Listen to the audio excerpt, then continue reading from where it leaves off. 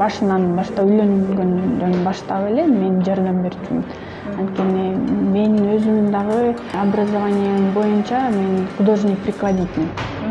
Мен деле ошо искусствого жакын кишимин да. Ошон үчүн бат мындай кабыл алып үйрөнүп кеттим.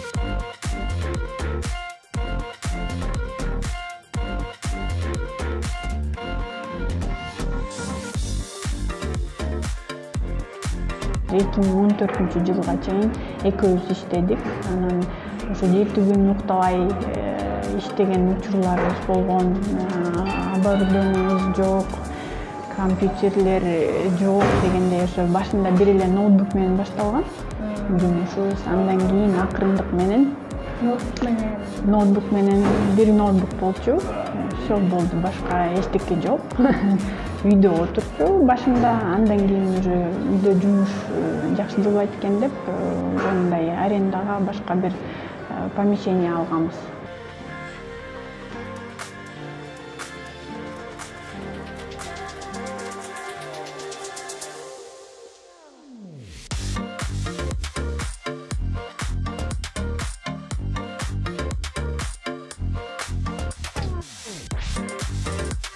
Өзүм галерея Саймалы таш деп ачкам да. Манастын 1000 жылдыгына деп 95-жылкы убакыт болчу да.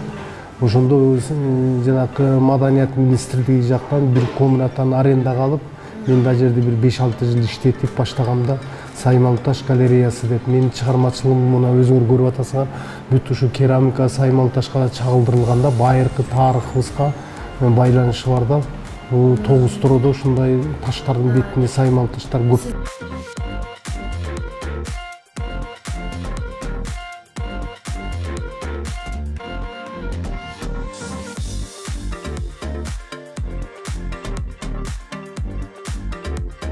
Бул искусствонун эмелери көп да, мындай течение деп коет да, өзүнүн бир багыттары көп да. Бул өзүнчө бир жаңы багыт керамикада деп баалашты да. Керамика өнөрүндө жаңы багыт деп баалашты да. Мындайлар немистер да айткан, Германия көп отзывдар болгон да. Эми бул жерде баягы бул жердеги окуяга байланыштуу, бул жерде баягы ар кандай адамдар келет, ар кандай жаштагы адамдар келет, пенсионерлер да келип жүрөт, жаштар дагы келип жүрөт.